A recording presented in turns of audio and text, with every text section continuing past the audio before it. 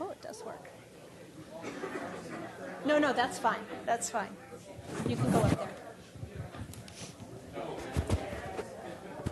I believe in starting on times, and it's 5 o'clock. I want to thank everybody. I'm Lynn Gordon, Senior Associate Dean for Diversity. Want to thank everybody for being here, and we really look forward to this talk by Dr. Mark Neve. Dr. Neve is the Chief Diversity Officer for the AAMC, and he provides strategic vision for all diversity and inclusion efforts. He focuses on initiatives designed to increase diversity in medical education and to advance healthcare equity, and I think we're going to hear a lot about those two topics during his talk. He holds a doctorate in higher education management from the University of Pennsylvania Graduate School of Education. He's a fellow of the New York Academy of Medicine and former president of Medical Minority Educators. Dr. Neve served as Chief Operating Officer at the Josiah Macy Jr. Foundation, a very important role, very important foundation, where he oversaw both the day-to-day operations of the foundation, and also he acted as a special assistant to the Senior Vice President of Health at New York University. He's a trustee of the Arnold P. Gold Foundation and the Massachusetts General Hospital Institute of the Health Professions. But perhaps most importantly, he's a brilliant thinker, educator, author, and really a visionary in this field. His reflections and leadership will help develop new paradigms for the future and enhance the excellence of medical schools and healthcare through innovations and diversity.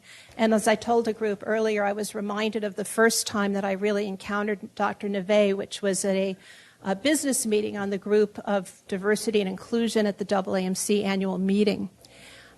It was a contentious business meeting, to say the least. Lots of awkward statements that were really less than inclusive were going on.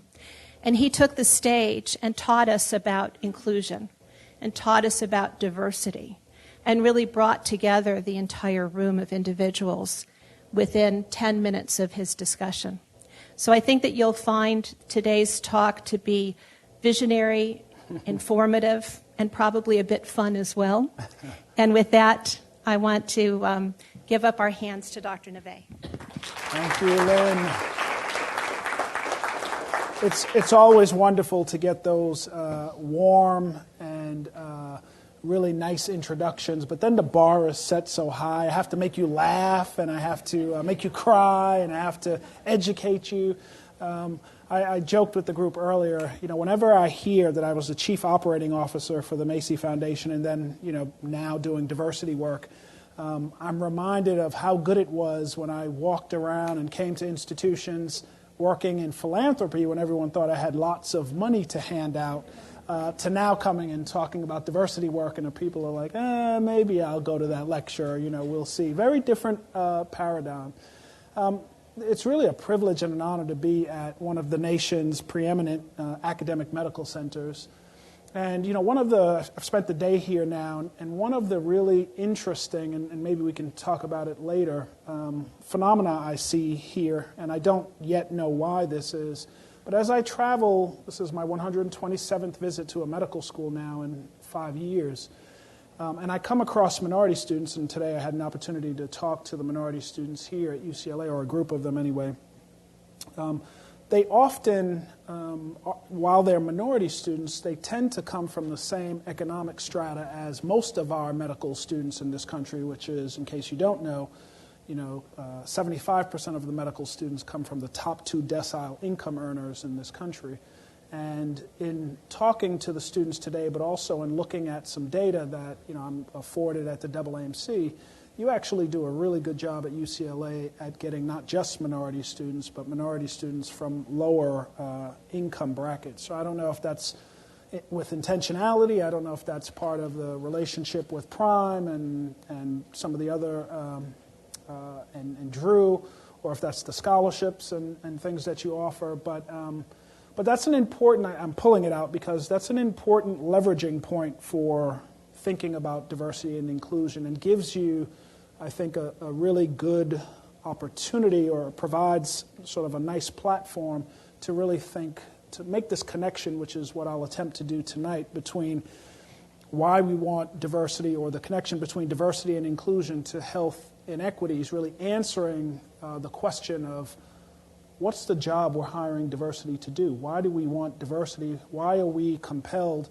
to talk about this issue? What is it that we're really trying to do? So I'll walk through some of that tonight, but let me level set the room, and this will be an awkward, coming from anyway the diversity officer, this will be an awkward statement. So I want to define diversity, and you can read the definition there, but what I want to do is sort of really disabuse us as we start this conversation from equating diversity with automatically good, or something good comes from diversity. Because that's what we've been taught in higher education over the last 20, 25 years. It's what our posters say. We say things like diversity is a core value of our institution. We have that on a poster someplace. Or we say things like our fourth mission is diversity, or our fifth mission is diversity. And I just want to be clear, and again, I know it will sound odd to you, but diversity is not the mission of our institutions. It's not the mission of higher education institutions. There's nothing in our DNA or our mission, and maybe you can argue in the UC system, being a land-grant institution, that it's closer to that than maybe Harvard. But Harvard started with 6 students from one high school, right? They all came, 6 white men from one high school. That's the DNA of our educational system, our higher educational system. And again, while UCs and other publics were more aligned with trying to provide opportunity, that is a different issue from diversity.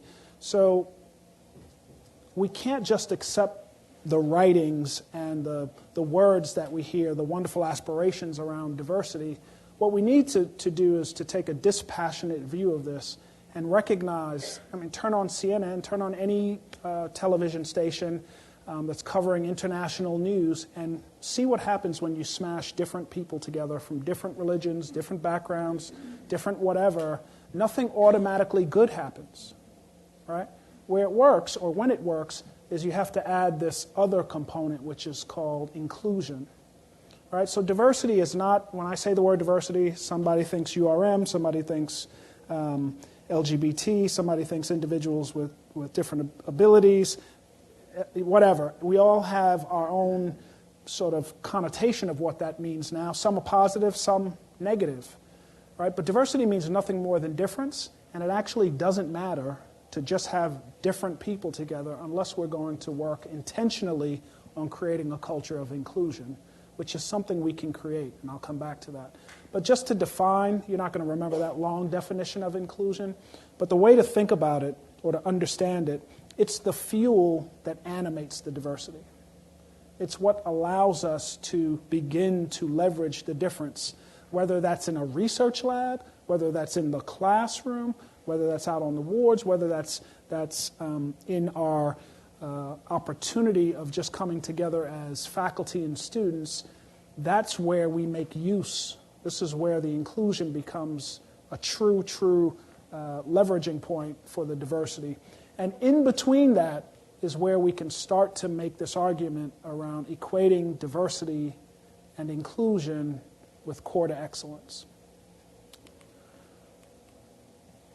As I mentioned before, the challenge we have is, and I think I met with the chairs of departments here earlier, and I asked the question, not directly, but this is a question that hasn't been answered by any institution that I have yet to come across in the 127 institutions, which is, what's the job you're hiring diversity to do? Is it diversity for diversity's sake? Well, I just told you there's no inherently good thing that's going to happen just because you're diverse, right? This takes work, it takes intentionality, it takes building a culture of inclusion. So why are we going to invest in that? Does it, which I hear from some institutions, increases access to high-quality healthcare services? So then I ask, when I hear that, the CEO of the healthcare system, show me the dashboard. Show me the dashboard that's showing that there's improvements, that the quality indicators that we're all doing better at now in the last decade, let's say, are we eradicating or diminishing the disparities that exist within our own healthcare system? For the population that comes in, I'm not even talking yet about broadly outside our doors, but for the population that comes through, what's our ability to compress those health disparities, and how is diversity doing that, right? How are we leveraging it? These are good words we use, right? These are good conceptual ideas we have, but when it comes to the execution, right, if we're not measuring it, right, we can't manage toward it. I often hear it broadens the medical research agenda. The question would be, so if you're a top 20, let's say, NIH research institution, and you have that on your dashboard, and we're all proud to be that, right? So then the question becomes, well, if it's broadening the research agenda, are you increasing the amount of grants from ARC or private philanthropy or other federal agencies, or in different disciplines? Is the comparative effectiveness research, community engagement research, translational research? I should be able to see if it's doing that over time, some growth in that, right? Hopefully no diminishing in NIH dollars. But what about team science? What about different, again, the measuring the ability to bring different disciplines together? Who's measuring that? Who's monitoring that? Again, these are words that are used. We're going to do this. It advances cultural competence. So, are we measuring the linguistic and cultural competence of our particular faculty or our clinical faculty and their ability to communicate with our patients? And are we asking our patients? Actually, there's only one hospital in the country that I'm aware of that asks their faculty something to the effect of, I received culturally, linguistically competent care today, or something along those lines. And that's MGH, right? But everyone's saying, well, we're going to improve on cultural competence, competency care. Where's the measurement? Where's the dashboard? Who owns it? Who's accountable for it? Who's responsible for it? So my point in all of this is, while we have the right aspirations, which is important, right, and we have the right vision, most of our institutions at this point, and in fact, most deans can give a much more eloquent speech than me now on diversity and inclusion, and that's improvement. We need that. But this ability to move from articulation of vision to execution of vision is not there because, in my mind, broadly speaking, because we have been unable to answer the fundamental question, why? What are we doing this for? And I can tell you the historical rationale. This is a framework. I wrote a paper a few years back and sort of did an update last year to really put out a framework for our institutions to begin to answer the question. Our historic rationale is around our social responsibility and our desire for fundamental fairness, and primarily around gender diversity and racial and ethnic diversity and equity has been our historic argument. I could maybe argue unscientifically, right from Brown versus Board of Education is when we started to raise the discourse around these issues, right? Or elevate them more publicly because of Brown versus Board of Ed. But the way that was heard by higher education and other fields, even K through 12 education, probably more to the point, was that, yes, we were going to be more diverse. Now, bear with me, we didn't use words like diversity then, right? We were going to have more minorities in our higher educational system or our medical school. The way that was heard was what I call in the Diversity 1.0 framework. We're going to have more minorities, but we're going to have to give up something on our pace to excellence. That somehow we were sacrificing by bringing more minorities in. That we were giving up something on our excellence. And that sort of framework, right, and I'm generalizing here, for our institutions, was the kind of operating system we used in animating our diversity work, in delivering on our diversity work. So we've created all these fantastic pipeline programs. We've done all this wonderful work and critical work to get more students into our institutions.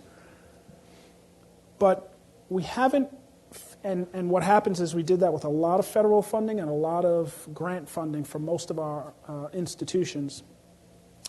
But what happens when that funding dries up is that those programs weren't sticky because they weren't core to who we are as institutions. They were important and we recognized it, but they weren't sort of built into the infrastructure. They weren't systematized or routinized into how we believe we as institutions should behave. That's just part of who we are on that, this kind of opportunity agenda in which those pipelines sort of nest. So I would argue, again, unscientifically, that we were stuck in that paradigm probably until around 2003 when we had this the result of the Grutter versus Bollinger affirmative action case that was settled in 2000 or agreed upon in 2003. And the social science literature that was brought to bear by the University of Michigan and arguments by the military primarily sort of stick to mind, and also industry, broad industry, commercial industry, they made this compelling argument that diversity doesn't, our efforts in diversity don't only belong to the individuals that we're trying to help. Like, I'm an African American, I got into UCLA, so I benefit from coming to UCLA. They articulated what I would just encapsulate as the dividends of diversity. That those dividends derive back to the institution and to all students or faculty who work at the institution. Me bringing a different perspective, right, bringing a different set of heuristics and understanding and problem-solving ways of thinking benefit this institution. So I would argue academic medicine, along with much of higher education, no longer believes diversity competes with excellence, but that diversity is parallel with excellence. And that's the mindset, that's the current operating system in which we talk about diversity and execute on diversity currently. So you have parallel infrastructures, right? So you hear it like, we're going to be excellent in research, patient care, and education. Sort of our tripartite mission is how we articulate that. And diverse. So you always have the and diverse component of that, right? That's the traditional way. I mean, it's not just medicine, right? This is how our country thinks about this diversity piece right now. And what I argue for is that parallel is better than competing for sure. So we've made some improvement in the way we're thinking about this issue. We've started to talk about, we currently talk about recruitment and retention. So it's not just about bringing people here, we're talking about keeping them here and creating efforts, right? All of that is great improvement. But I would argue that doesn't go far enough. And if we don't begin to elevate or change our operating system, and what I'm arguing for is a new operating system that I call Diversity 3.0, which is, it's not competing with excellence, it's not parallel to excellence, but our diversity actually drives the excellence we seek.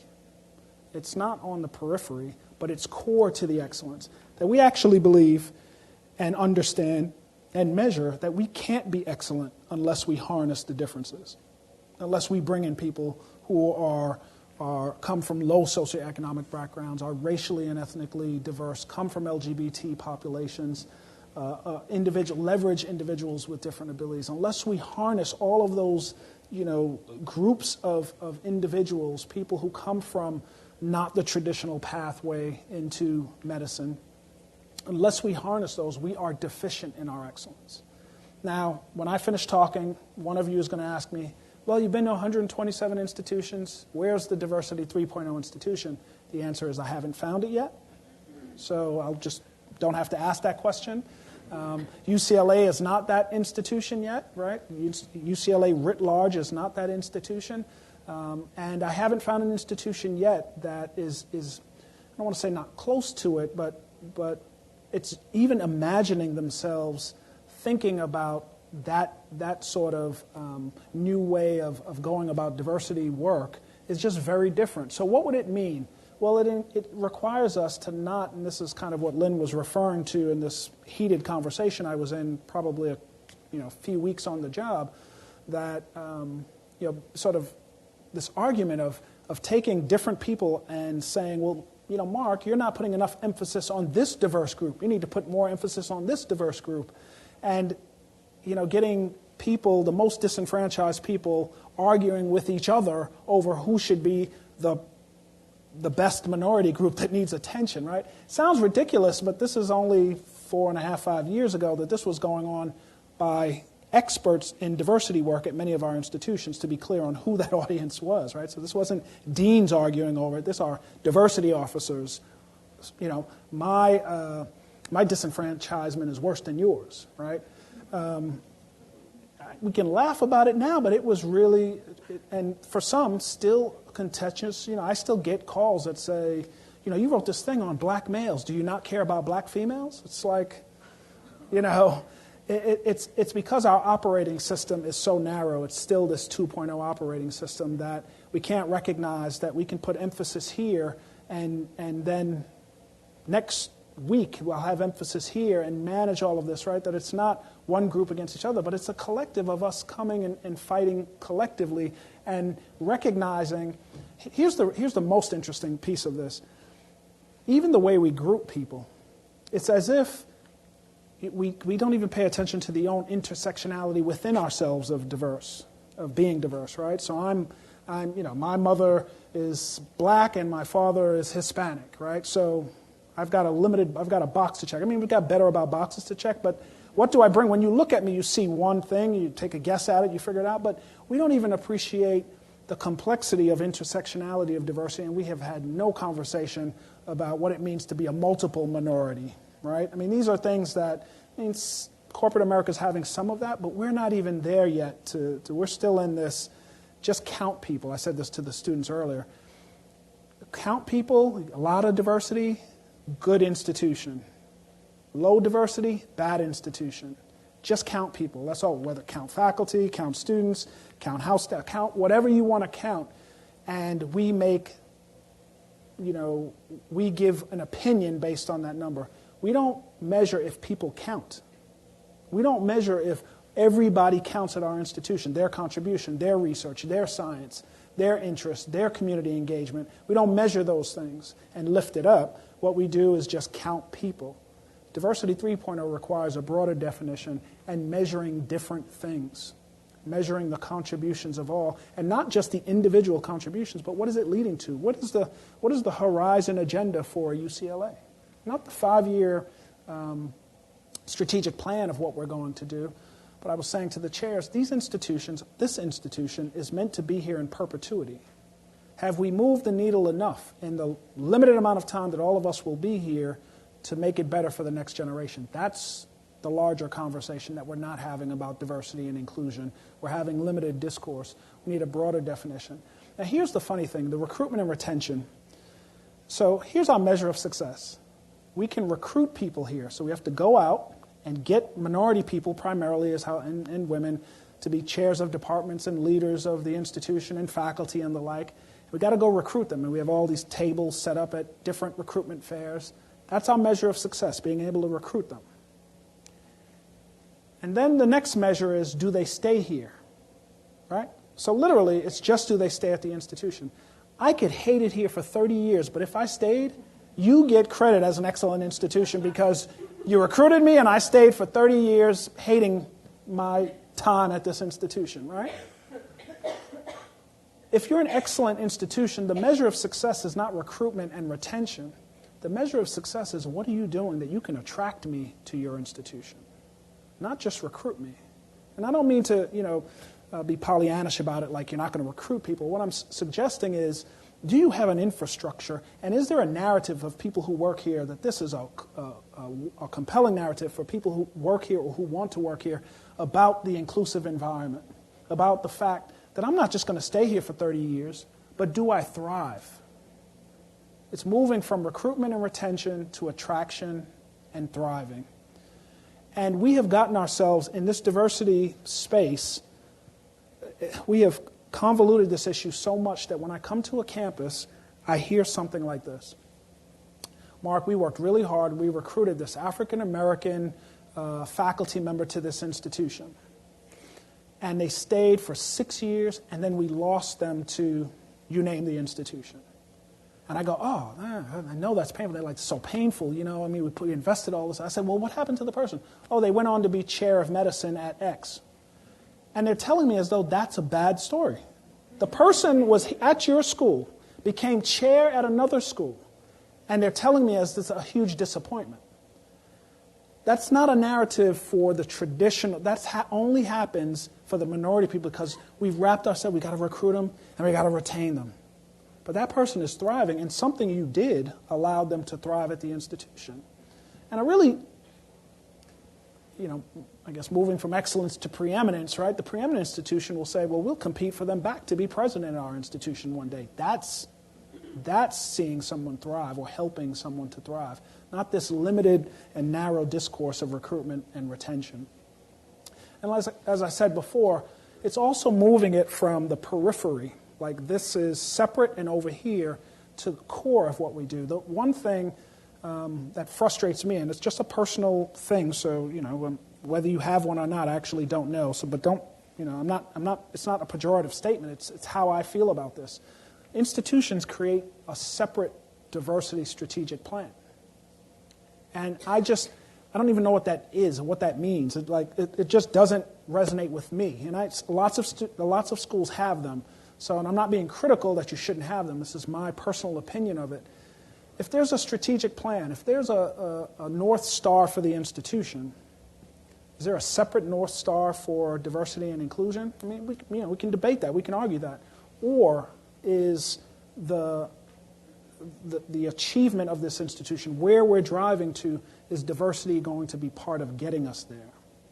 Right? So I'm just not a fan of a separate, kind of set of processes and policies that are for people who are other or different, right? This is really about sort of core to the institutional's excellence. Either it's core or it's not, core to the institutional excellence. So again, I'm open to debate that and be swayed on that. That's just a personal sort of opinion of it. And you might be thinking, well, you've got, Mark, you're the chief diversity officer. Aren't you separate from our chief scientific officer, our chief healthcare officer, or chief academic officer, whatever? And my only point to that, and to give you a level of maybe of how much thought I've put into this, but my role is like the chief technology officer. I was mentioning this to the students, or the chief information officer. At this point, at this stage, in medicine and every industry, I guess, technology has become a core part, right? Technology is not, there's not a small little office doing technology over there. Technology is core and underpins and is leveraged and underpins everything we're doing at this particular institution in this moment in time. And my job is like the chief information officer. So what does the chief information or technology officer do here at the institution? They're certainly not the only person with a iPhone, BlackBerry, laptop, and iPad doing the technology. That would be absurd, right? But when it comes to diversity work, it's like, well, you do the diversity work, so it's handled. No one goes, well, you do the chief technology stuff, so it's handled.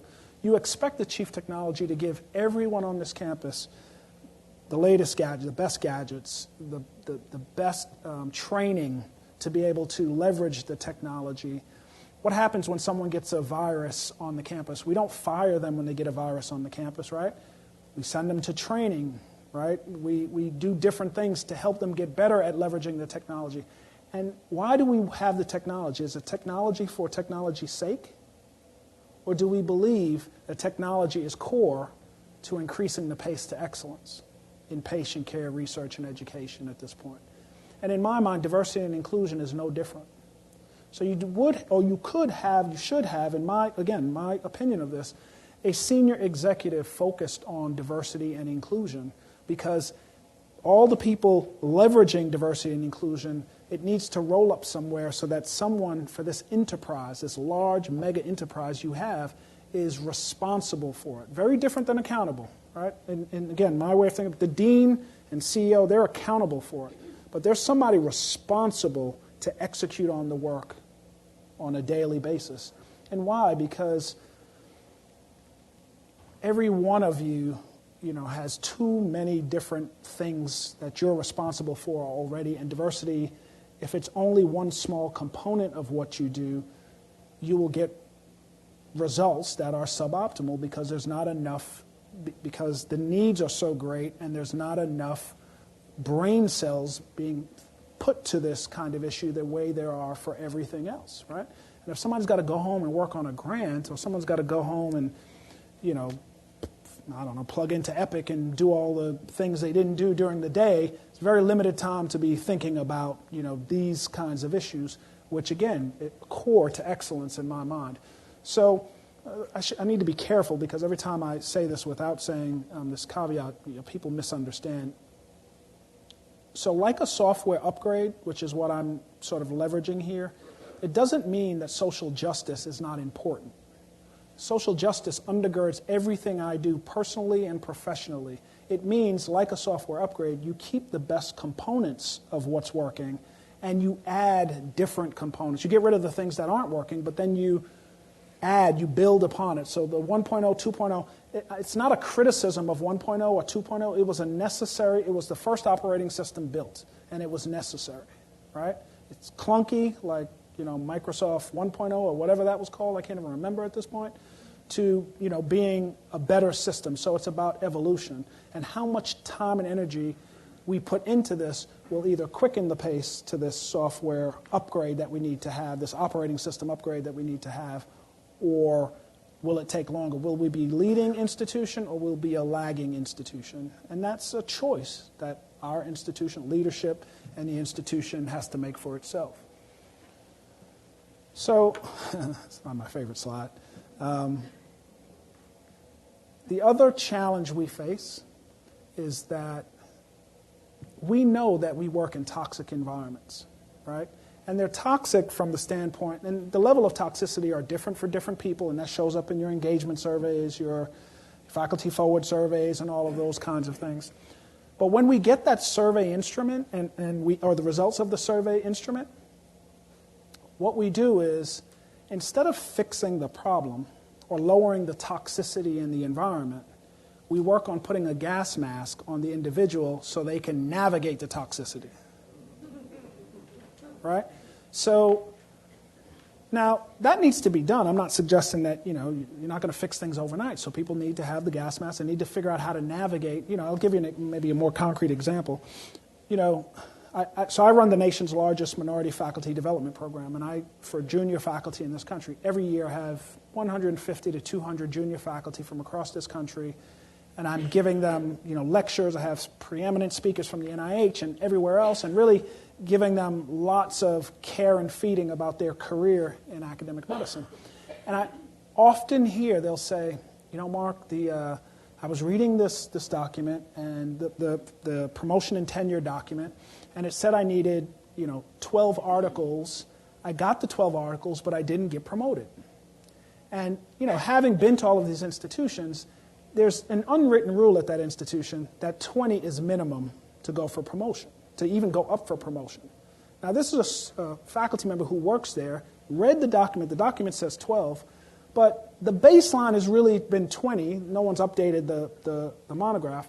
So this individual feels, well, my institution is whatever. They're racist or doesn't care about diversity, all of these particular things, because no one went early on, there was no mentorship to do the gas mask, right? So my point is, it's important to got to have the hard conversation to say, yeah, I know the book says 12, but let me tell you, the number is 20, right? So before you go up for promotion, you got to get these 20 articles. And by the way, here are the 4 or 5 journals that matter, right?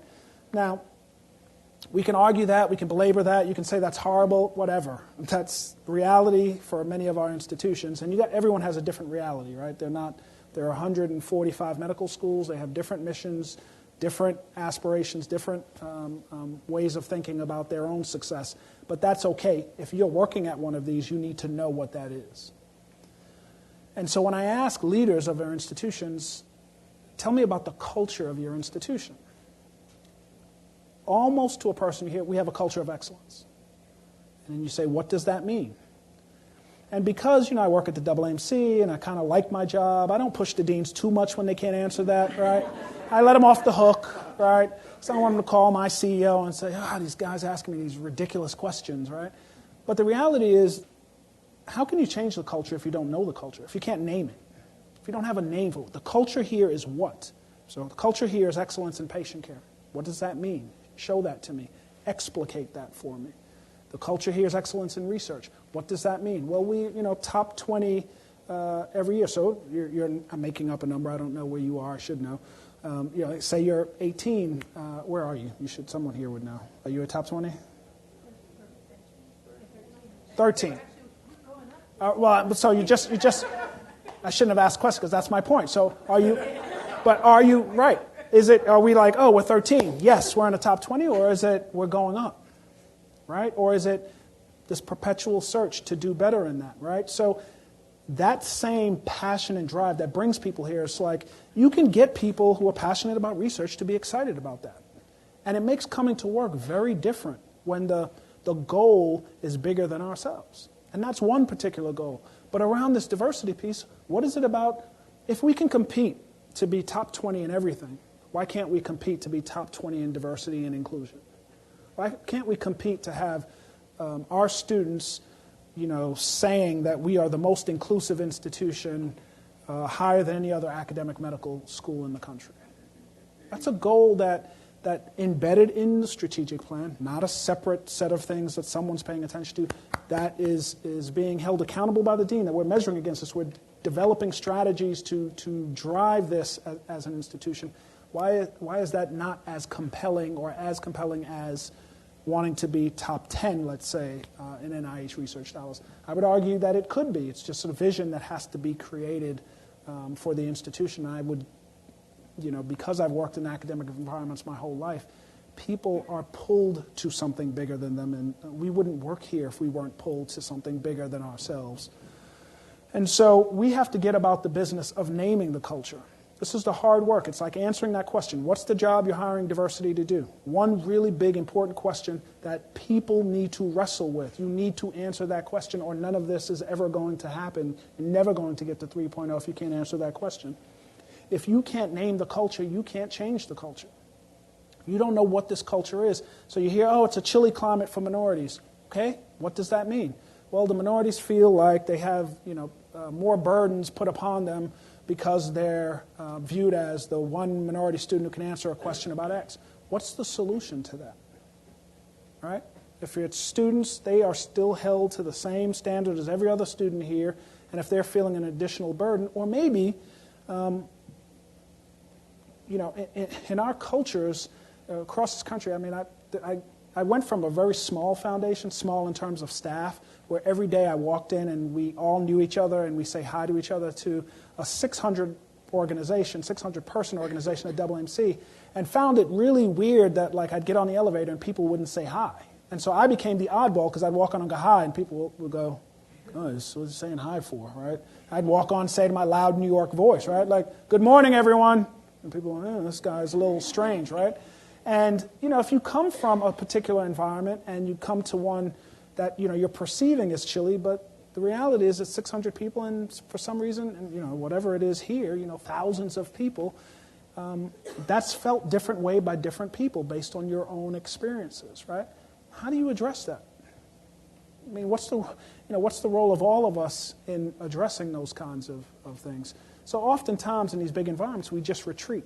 We retreat to what's easy, or to who is like us oftentimes. And so there are simple solutions to those kinds of things, and I think because we're on the treadmill and working so hard to get our NIH grant and to do all the things we need to do to make this an excellent institution, we forget that's, I don't want to use the word softer, but softer side of what makes us an excellent institution, which is us. We're nothing but a bunch of individuals, and if we can't recognize and name the culture we're striving for, let alone what it is, that just creates all kinds of challenges at our institutions. One example, who's measuring right now how much faculty you've lost? How much talent faculty have you lost at this institution because of things like that? We probably don't even know. Because in the exit interviews, if you do exit interviews, nobody says, it's a chilly environment here. Right? No one says that. They just leave and say, I got a better opportunity, or whatever things they make up. they say. I don't say they make it up, but hopefully they did. Hopefully they did get a better opportunity. But who's in control? So they got this great opportunity somewhere else. Who's measuring whether there are competing packages being given to individuals who are minorities or women or others? Again, where does that data lie? We're data-driven institutions. That data oftentimes doesn't really exist, right? Because we're not, again, structured. Even our HR, even our best HR, organizations, entities within our organizations are not getting to that level, granularity of asking questions to ensure that we do better if we're losing particular talent. I just don't mean the diverse talent, but how much talent do we lose at these institutions? And where do we lose it to? And is it for the right reasons that we lose talent? Unless you answer the culture question, it's hard to know where that is. So let me kind of go through this quickly. I'm cognizant of time. I want to leave opportunity for discourse. So you've heard the faculty, certainly, but in the whole healthcare reform movement, there was this concept of bending the cost curve. That was the big thing we needed to do. I mean, that's what underlines a lot of reforms. We've got to bend this cost curve and this triple aim, that we're focused on: better health, better healthcare, lower cost, right? So you've heard that narrative, and that's all wonderful and important narrative to undergird this work we do. But I can tell you we're not going to get there unless we bend the culture curve in our academic environments and in healthcare broadly. And I would argue that bending the culture curve is critically important to actually bending the cost curve. Again, this culture piece, that moving from measuring are people satisfied with being here to are people engaged with working at this institution, it's a big, meaningful shift. And again, some institutions have moved to the engagement. I think that's critically important. But what happens to those results? Right? Again, how do we bend the culture curve? How do we bend the expectation of excellence? What does it mean if we're... part of my reason 5 years ago for taking this job was really because of healthcare reform. Because I really, and I still believe it, I'm probably not as convinced, even though the years have passed, I should be more convinced. But if the system is really moving to a value-based system, meaning you as a clinical enterprise and as an individual clinician are remunerated for the value of care, not just the volume of care, not just these RVUs that we sort of measure. If we're really moving to that, then this idea of diversity, inclusion, equity becomes more important or more sticky. Because if it's about value, then that question that is not being asked around, I received culturally, linguistically competent care, starts to matter on the financial end. That's a big shift, a huge shift. If these go from really good arguments, socially conscious arguments, to driving or having the opportunity to drive or be part of driving the bottom line, that's a game changer. And so it's why I was willing to leave, doing finance for a foundation, to really trying to think through how we make this reality of moving from volume to value. So anyway, I mean, again, it gets to the same, on the horizontal, sort of axis, periphery to core. And then this idea of it's not just on the vertical line there, it's not just preserving what we have, but it's really about innovating, right? And if we really want to innovate, we've got to think clearly about who we're innovating with. And has everybody gone to the same high schools and colleges and medical schools together? Is it the same people? So innovation is going to be really hard because all we have left are knotty, complex problems. Solved all the easy ones. So we actually need differences of perspective. In fact, it's a fantastic book. I'm not going to ask you to read the book because it is a challenging book to read. It's called Difference, A Different Difference by Scott Page. But just read the first chapter and you'll get it. But he goes through all these mathematical computations. He's an economist and systems thinker at Michigan. And he goes through all this rigorous analysis to show that teams of people who are more different from each other solve complex problems faster and come to better solutions than more homogeneous teams. And and again, and let me be clear, that's when you have complex problems. You got an easy problem, just get your one smart person, solve the easy problem, right? Let's not dilly-dally. But when we've got these real big issues, we need to sort of address those with diversity. Then there's this next level of problem, which are ambiguous challenges. Poverty comes to mind. It's a huge ambiguous challenge. Is it an educational challenge? Is it a socioeconomic challenge? Is it a religious challenge? Is it whatever challenge? It's all of that and more, which makes it an ambiguous problem, which is attached to our pipeline or lack of effective changing in our pipeline or our educational system. These are massive, ambiguous problems that we have to play our role in figuring out how to solve those, but no one individual is going to solve that. That actually takes sort of hybridity of teams, right? There's got to be people who are extremely knowledgeable in particular science disciplines. There are people who have to be extremely humanistic and care deeply and empathic for different people. And then there has to be people who are just innovatives or entrepreneurial spirits. And yes, it'd be nice to have that in one person.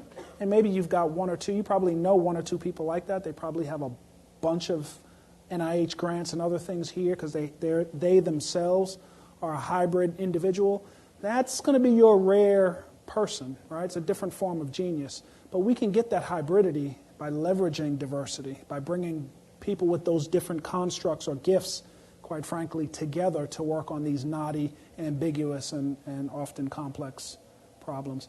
The other thing I'll say, the beauty of academic medicine is we eat complexity for lunch all day long. I mean, you think about the things that are being solved in this building or in the hospital. Complex. We see the most complex patients.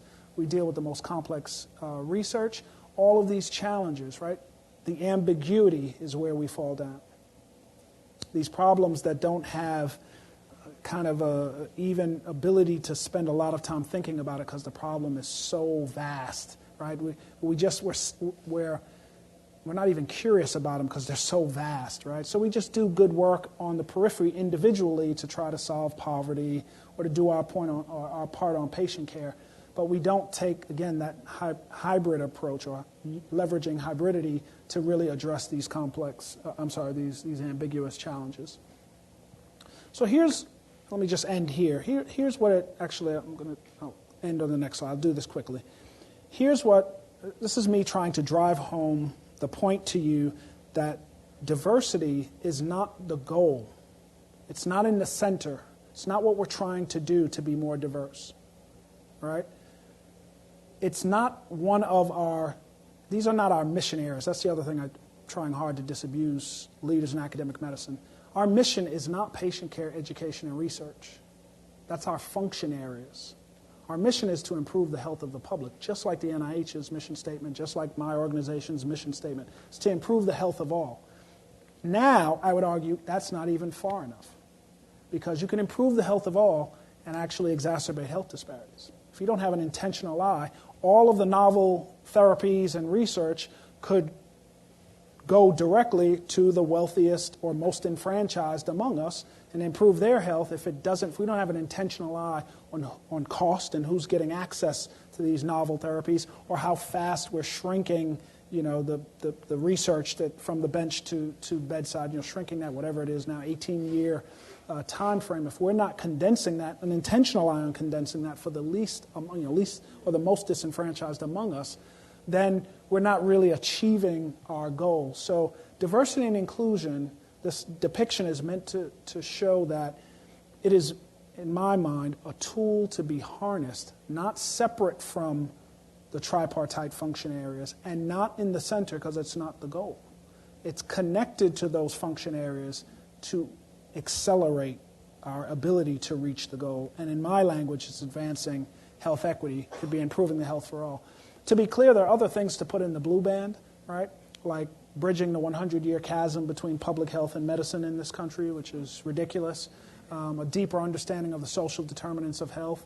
It could be, all of us are still expecting using organic chemistry to weed out students when you can still have organic, but it's probably more important nowadays to really have a course on ethics or public health or some course that gives you some insight into the capacity to be humanistic as a future clinician in this country, which is why we changed the MCAT, right? I mean, the MCAT, we've added social and behavioral science to it to really begin to try to help students recognize early on there's some additional courses in humanities that might be really good to take to help you be a successful clinician, let alone medical student.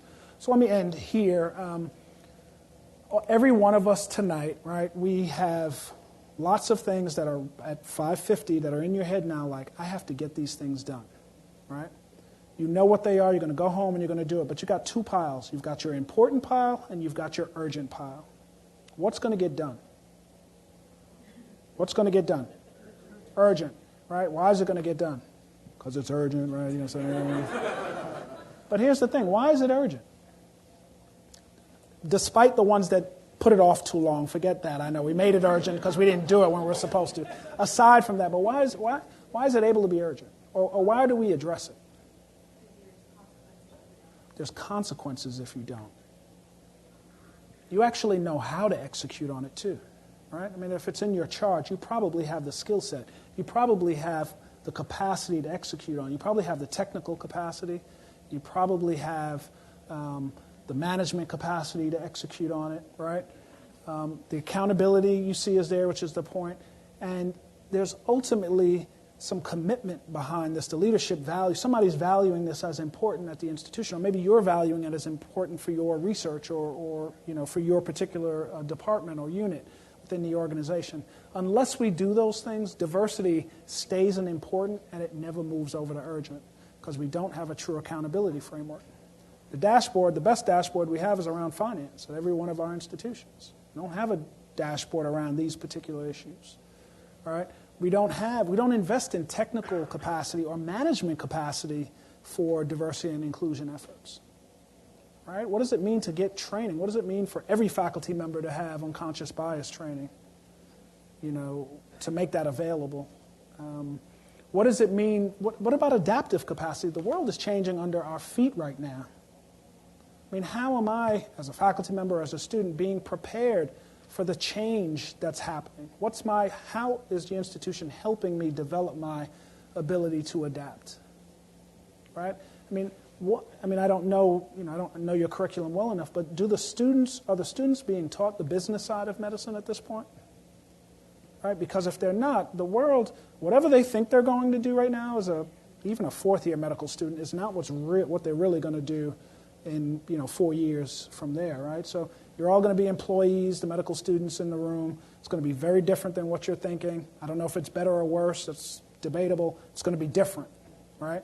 Different than what you're thinking, different expectations. Your question needs to be, how is your institution helping you build your adaptive capacity? I'm not going to be able to figure it all out and tell you what to do, but how are they building within you the ability to navigate a very different world in the future? And then ultimately, it's about leadership commitment. I mean, this is what, if there's one thing I've found, it's the institutions. Wayne State University in Michigan, for the last 20 years ago, was the #1 institution for minorities. I mean, outside of the historically black colleges, it's the #1 school for minorities. They have a large medical school class, like now probably up to 200. And up until last year, they had like 1 or 2 minorities in the first, or 1 or 2 African Americans and 1 or 2 Hispanics in the first year medical school class for the last few years. They got dinged by LCME for the accrediting body for this. They changed presidents of the university, who happens to be a physician, who came in as president. That president brings in a new dean at the medical school. They had a 634% increase in the first-year minority students in this incoming class. Did those minorities just come out of nowhere?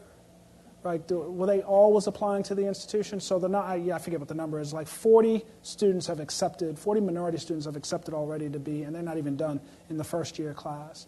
And that's leadership. It said, listen, this is important to us. This is part of who we are. This is the kind of institution we want to be. There's no diminution of MCAT score or GPA. These students exist. It's what is the commitment of the leadership in saying this is who we are as an institution. We're not only going to be the most diverse institution or one of the most diverse institutions, we're going to be the most inclusive institution for our students and our faculty, and we're going to leverage diversity to accelerate our pace to excellence. Thank you so much for listening tonight, and I think I only left 5 minutes for...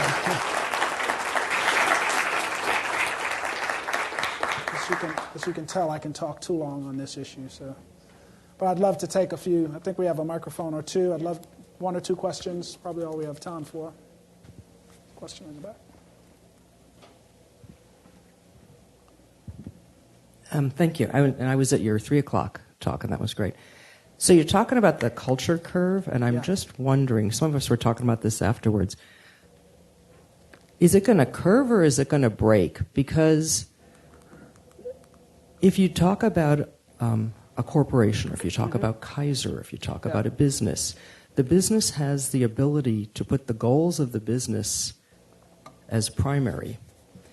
And the academy has this long-standing investment to the individual, primarily the faculty member. Mm-hmm. And I think that a lot of times those two things are at odds. Mm-hmm. Because one could go to the military, we can go to a business and say, we're going to revamp the workforce, we're going to move people around. Yeah. And you get to the academy, and that ability to use people creatively disappears. And you have deans and chairs who still have to keep or want to keep research labs going and want to keep clinical work. The academy doesn't let you deploy people in their most effective way. Yeah, so I guess I'd argue something different. So what corporation has been around as long as Harvard in this country? What corporation in California has been around longer or as long as, the UC system? I know it's not that old.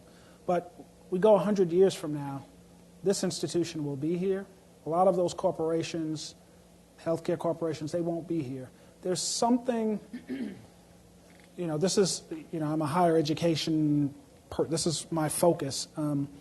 There's some beauty in our ability to not move quickly, and I know that flies in the face of what everyone hears. That we got to be nimble. Well, maybe, right? Maybe we've got to be nimble on the edges, and nimble. When NIH is moving in a particular direction, we need to catch that. But what some people might think of as slowness, intransigence, however it's being framed now, I think is actually a benefit to us in education, for those of us who work in education or higher education and academic environments. And what we have to figure out is, we really believe in this, sort of dual management, leadership of faculty and management, so to speak. We've got to figure out how to create some alignment. That's the real challenge. If we're going to move in this direction and thrive as academic institutions, there needs to be some alignment. But the fact that the faculty is at odds oftentimes with a direction of leadership or vice versa, whatever, is what makes us great. And so I don't view that as negative. Does it have consequences for this work? It slows it down.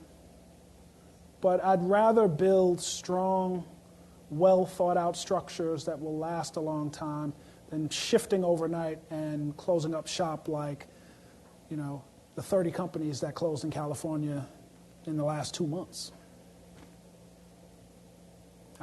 Hi, I'm Carol Mangione, professor in the Department of Medicine in the School of Public Health, so I guess I've crossed the chasm more than once. But you mentioned dashboards a number of times. And, I think for those of us who do health services research, we're firm believers that if you don't measure it, you don't know what's happening. Mm-hmm.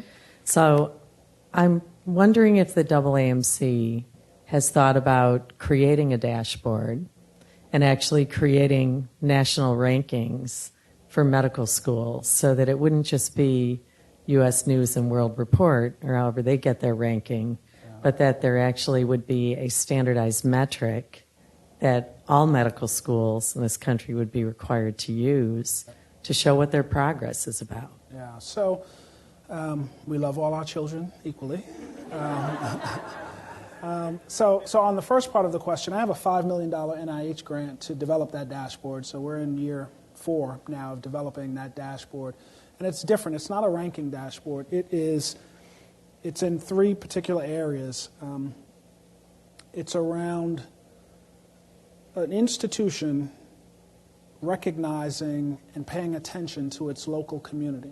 So does it source talent, meaning are students from the local community coming in to have access to be a medical student at this particular institution? 1. So there's a series of metrics about the engagement with community to impact bringing kids from local community, not national, not whatever, even though we're national institutions. In your defined area, and we spent a lot of work helping these schools to define a catchment area, is the likelihood of a kid coming to your medical school improved because some of the activities that you've done?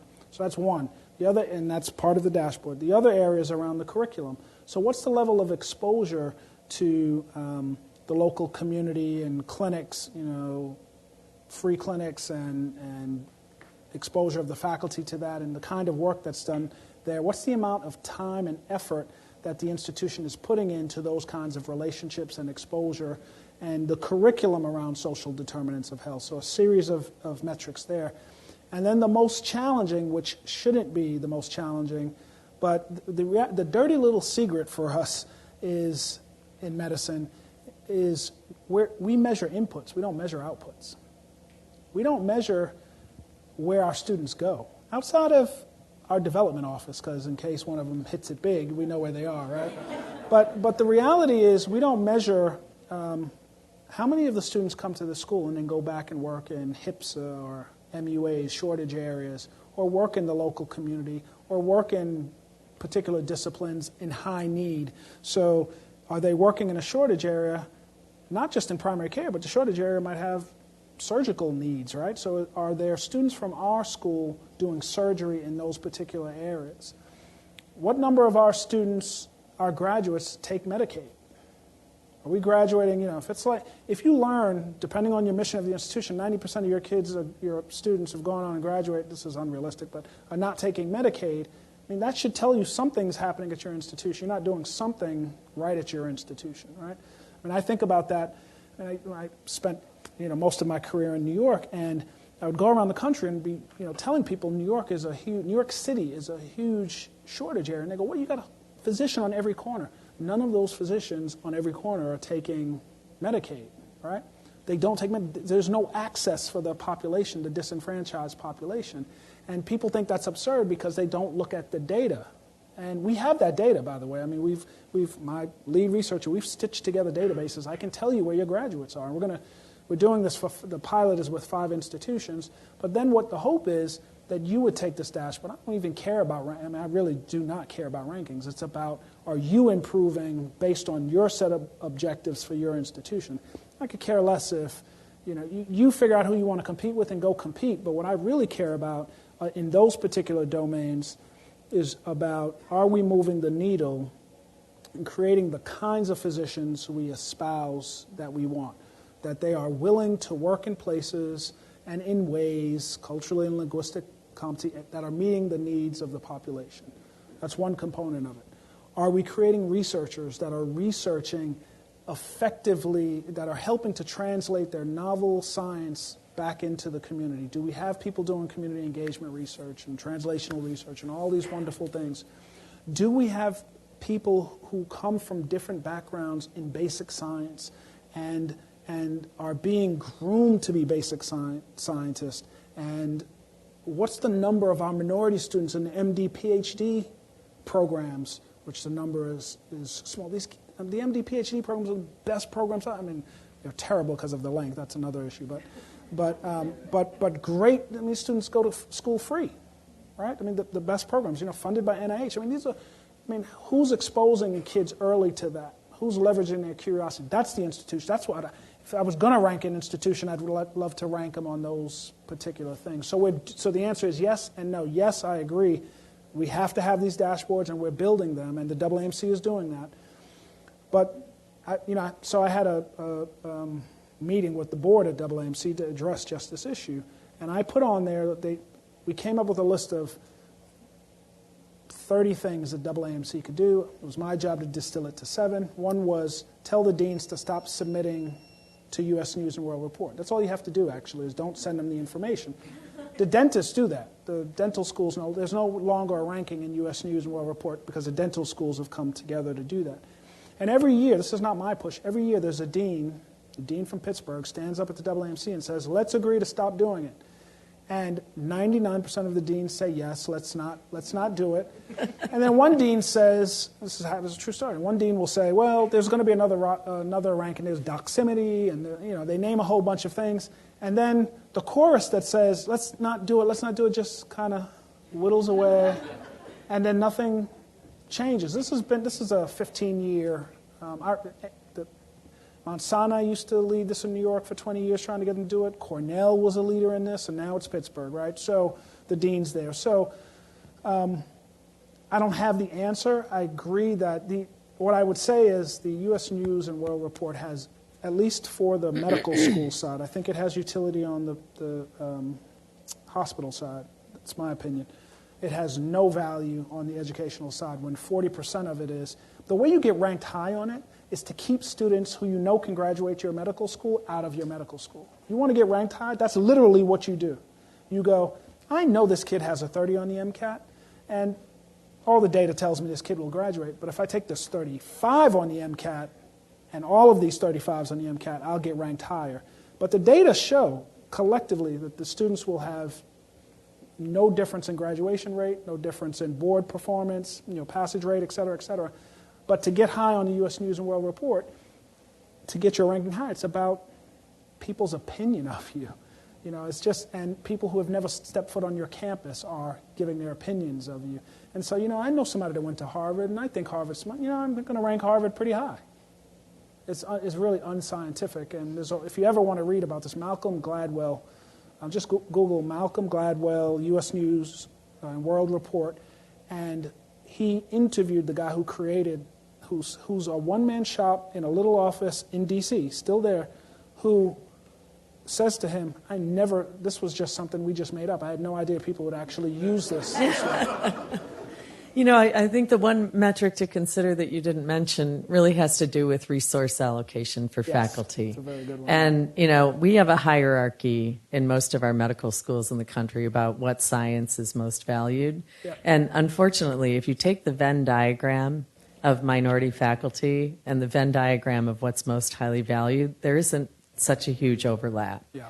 And, I think until we start to recognize that community-partnered interventions to get the greatest discoveries in the hands of the people who need them the most matter as much as making the discoveries. And until we measure whether our medical schools support those faculty at the same level that they support the people doing discovery, we will never have a diverse faculty to be role models and great scientists to teach our diverse students. So I couldn't agree more, and I would say, discovery is wide, right? So I wouldn't even pit something against discovery. It's what is included in discovery is really what matters. I made only a half joke earlier with the chairs I was meeting with, but every one of your institutions sends me the magazine, the monthly magazine of things that are happening on campus.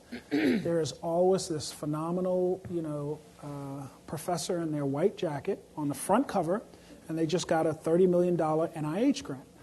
And I flip through the magazine, and there is this frumpy-looking professor with a little sweater on, and it's sitting there, and the person got a $5 million grant from ARC, right?